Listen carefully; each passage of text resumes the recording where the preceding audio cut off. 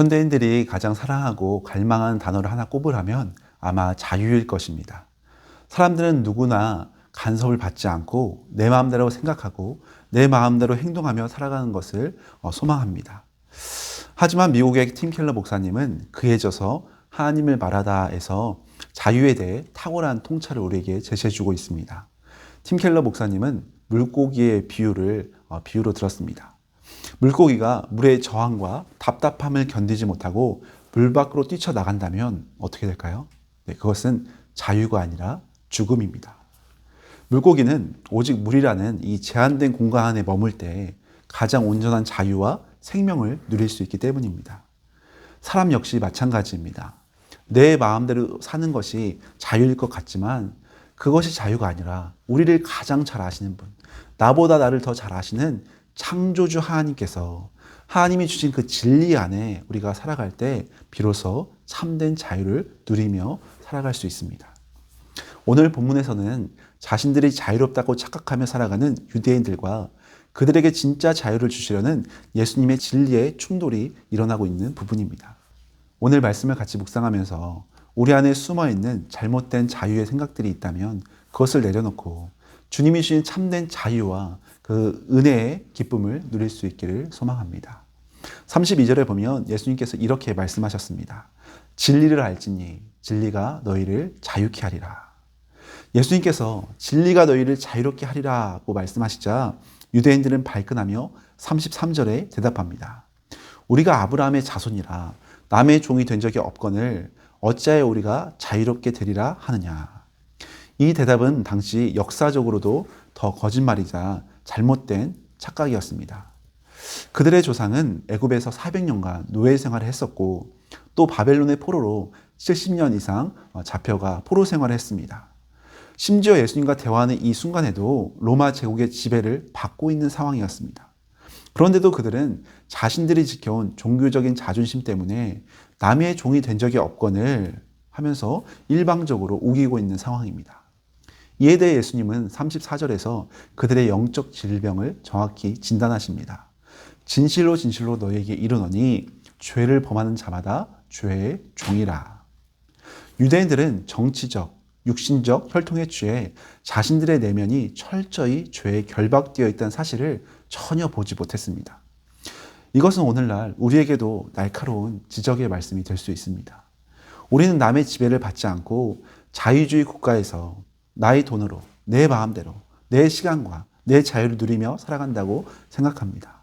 그러나 영적인 눈을 열어서 보면은 그것은 사실과 다릅니다. 어떤 사람은 주변 사람들의 평판과 인정에 매달려 종노릇하며 살아갈 때가 있습니다. 또 어떤 사람은 돈의 물질의 노예가 되어서 살아갈 때가 있습니다. 또 어떤 사람은 과거의 상처와 끊어지지 않는 은밀한 죄의 습관에 목줄이 베어 정말 끌려다니며 자유를 누리지 못하고 살아갈 수도 있습니다. 스스로 자유롭다고 착각하고 있지만 사실은 내 스스로 움켜쥐고 있는 그 욕망의 종으로 전락해버린 비참한 상태. 이것이 바로 주님이 지적하신 죄의 종된 인간의 실제 모습이라고 할 수 있습니다.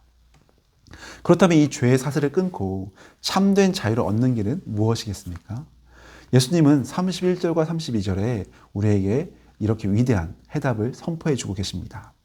너희가 내 말에 거하면 참으로 내 제자가 되고 진리를 알지니 진리가 너희를 자유케 하리라. 유명한 말씀입니다. 기독교의 복음은 세상의 철학처럼 스스로 도를 닦아 해탈하려고 가르치는 것이 아닙니다. 여기서 말씀하신 진리는 추상적인 교리나 지식이 아닙니다. 진리 그 자체이신 인격적인 예수 그리스도 그 자체를 말씀하십니다. 주님은 그 진리를 아는 비결을 내 말에 거하는 것이라고 말씀하셨습니다.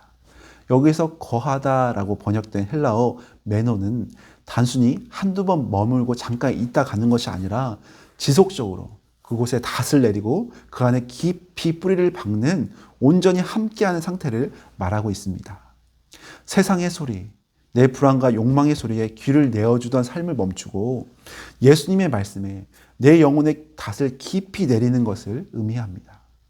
이 진리의 말씀이 내 안에 머무를 때 우리를 올가매던 거짓된 불안과 죄의 사슬은 끊어지고 참된 자유가 임하게 될 수 있습니다. 예수님은 이 자유의 완성을 35절과 36절에 신분의 변화로 설명하십니다. 35절에 보면 종은 영원히 집에 거하지 못하되 아들은 영원히 거하나니 그러므로 아들이 너희를 자유롭게 하면 너희가 참으로 자유로우리라. 종은 언제 쫓겨날지 몰라서 늘 주인의 눈치를 살피며 늘 두려움 가운데 살아갈 수밖에 없습니다. 그러나 아들은 다릅니다. 아들은 아버지의 집에서 쫓겨날 염려가 없습니다. 실수하고 넘어지더라도 여전히 아버지의 상속자요 가장 사랑받는 존재이기 때문입니다. 우리를 짓누르던 죄책감과 사망의 권세에서 우리를 해방시켜 주신 분은 오직 하나뿐인 아들, 독생자 예수 그리스도이십니다. 그 예수님께서 십자가에서 모든 죄의 값을 대신 지불하심으로 죄의 종이었던 우리를 하나님의 영원한 아들과 딸로 하나님의 자녀로 참된 신분을 완전히 바꾸어 변화시켜 주셨습니다. 예수님이 주시는 이 무조건적인 용서와 사랑의 은혜를 우리가 깊이 경험할 때 우린 더 이상 율법과 세상의 정죄에 얽매이지 않는 참된 자유인, 참된 자유자로 살아갈 수 있습니다. 사랑하는 여러분, 요즘 여러분을 올가매고 있는 두려움과 근심은 무엇인가요? 혹시 유대인들처럼 겉으로는 자유롭고 평안한 듯 포장하고 살아가지만 속으로는 염려와 죄의 습관에 끌려다니며 고단한 영적인 종사일을 하고 있지는 않으신가요? 내 힘으로 끊어내려 발버둥 칠수록 죄의 사슬은 우리를 더 강하게 올가맬 뿐입니다. 오늘 이 아침에 우리를 결박하고 있는 모든 사슬을 온전히 끊어내실 수 있는 진리 되신 예수님 앞으로 더 가까이 나아가시기를 바랍니다. 세상의 헛된 소리에 흔들리던 마음을 거두고 십자가의 복음, 그 영원한 진리의 말씀 안에 깊이 닷을 내리시기를 소망합니다. 아들이 너희를 자유롭게 하면 너희가 참으로 자유로우리라. 이 말씀처럼 독생자 예수님으로 인해 참된 자유를 누리실 수 있기를 바랍니다.